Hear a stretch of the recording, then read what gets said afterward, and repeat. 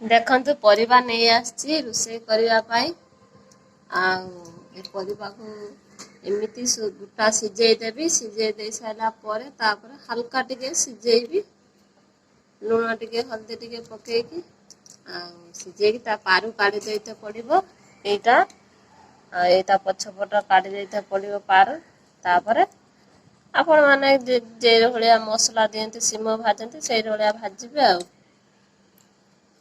ଆଉ ଏଠି ଜହ୍ନି ଅମୃତଭଣ୍ଡା ରଖିଛି ପରିବା କାଟିବି। ଆଉ ଆମର ଏ ପୁଇଶାକ ଦେଖନ୍ତୁ କଢେଇ ବସେଇ ଦେଇଛି। କଢେଇ ଦିହରେ ପାଣି ଦେଇଦବା, ଗରମ କରିଦବା।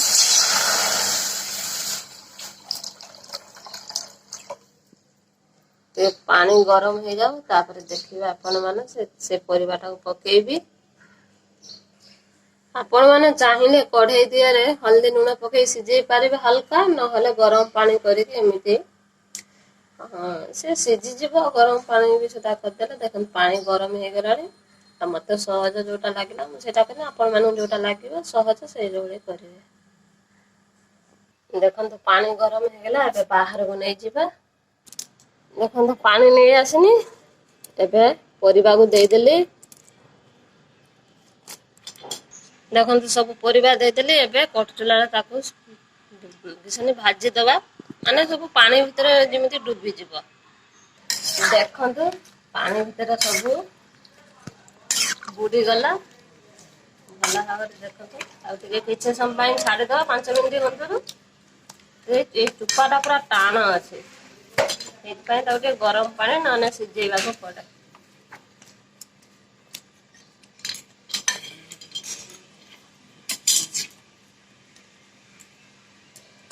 ଆଉ ଟିକେ ଥାଳି ଛାଙ୍କି ଦେଲି। ଚାଲନ୍ତୁ ଦେଖିବା ଥାଳି କାଢିକି।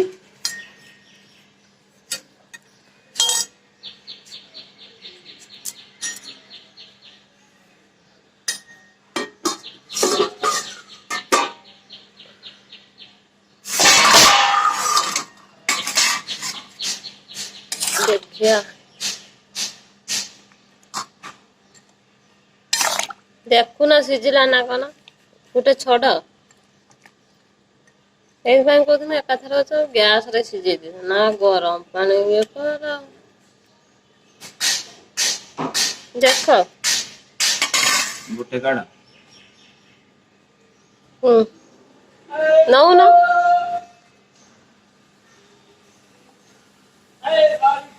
ଦେଖନ୍ତୁ ସେ କିଏ କରୁଛନ୍ତି, ହେଇ ନାଇଁ ନା କଣ? ହେଇ ନାଇଁ ନା? ଆଁ ଆଉ ଟିକେ ଗରମ କରିଦେ। ଆହୁରି ଗରମ କରିବି ନା, ସେ ପାଣିରେ ହେଇଯିବ। ଗରମ ଟିକେ ଅଛି କେତେ ପାଣି ପା।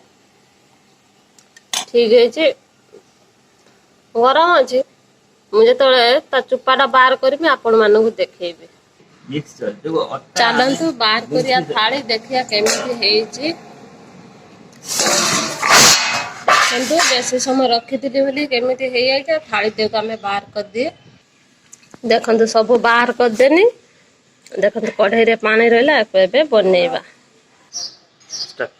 ଦେଖନ୍ତୁ ଏମିତି ପାରୁ ବାହାରି ଯିବ। ଆପଣ ମାନଙ୍କୁ ଦେଖଉଛି, ଏଇ ଦେଖନ୍ତୁ। ଏଇ ବାହାରିଗଲା, ଏଟା ବାହାର କରିଦେଇଥିଲି। କଷି କଷି ଯିଏ ଛୋଟ ଛୋଟ, ଏଇଟା ମଞ୍ଜି ଆପଣ ମାନେ ଦେଖନ୍ତୁ। ଏଇଟା ମଞ୍ଜି, ଶିମ ମଞ୍ଜି ଭଳିଆ। ଏଇ ଦେଖନ୍ତୁ। ଏ କି ପରିବା ଆପଣ ମାନେ ମତେ କମେଣ୍ଟ ବକ୍ସରେ ନିଶ୍ଚିତ ଜଣେଇବେ। ଏଇରକମ ସବୁ ବନେଇବାକୁ ପଡିବ ଆଉ। ଏଇ ଦେଖନ୍ତୁ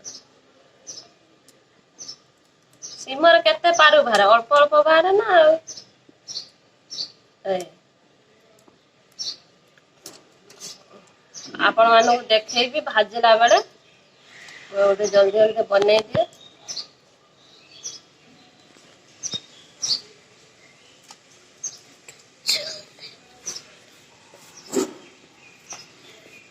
ଦେଖନ୍ତୁ ଗୋଟେ ଆଳୁ କାଟିଛି ଭଜାର ପକେଇବା ଲାଗି, ଆଉ ଗୋଟେ ପିଆଜ କାଟିକି ରଖିଛି। ଆଉ ଏପଟେ ଦେଖନ୍ତୁ କଢେଇ ବସିଗଲାଣି। କଢେଇ ଗରମ ହେଇଗଲେ ତାପରେ ତେଲ ଦବା ଆଉ। ଦେଖନ୍ତୁ କଢେଇ ଗରମ ହେଇଗଲାଣି, ଏବେ କଢେଇରେ ତେଲ ଦେଇଦବା। देखो तेल देदेले कढ़ाई तेल टे गरम हम छाड़ीदे किसी समय तेल को देखो कढ़ाई गरम हो गला कढ़ाई दिए देदेबा दीटा 5 फुटन देखो 5 फुटन देदेली तापर देदेबा पियाज कटा पियाज तापर ताको भल भाव भाजीदेबा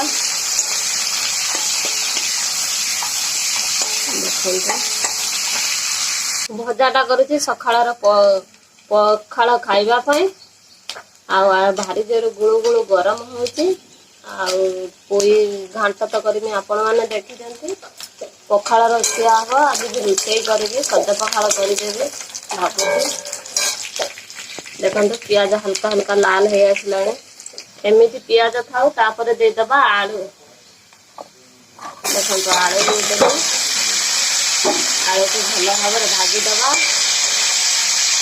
जेहेतु सोरिष मसला देवी ना से आलू आगे देदेली मसलाटा पिता हो सोरिष बेस समय मसला खंटिले देखते यापर देदेबा मसला चलते मसला दबा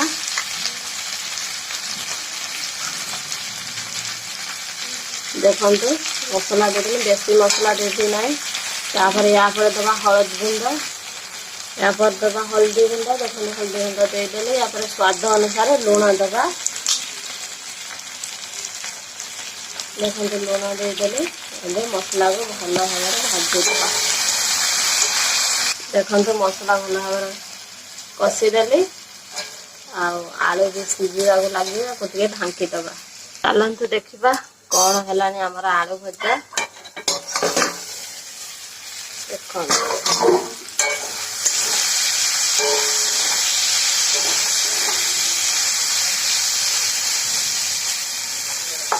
आलू भी सीझी आसलानी आटे छाड़ीदबा परिवा देदबा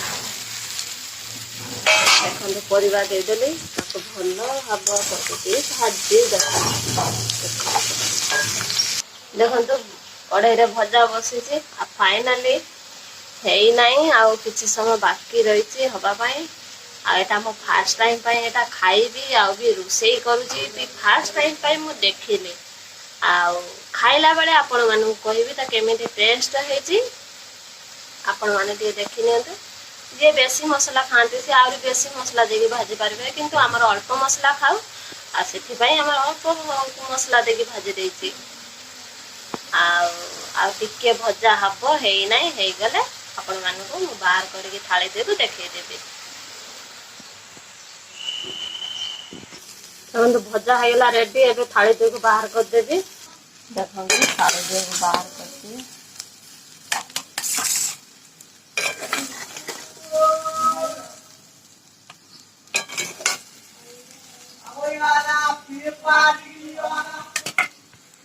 देखंतु हो गला आमर भजा रेडी आ पखाल जिते खाइबू आपण मानू कहबू केमिति हेची आ टेस्ट ठीक अच्छे।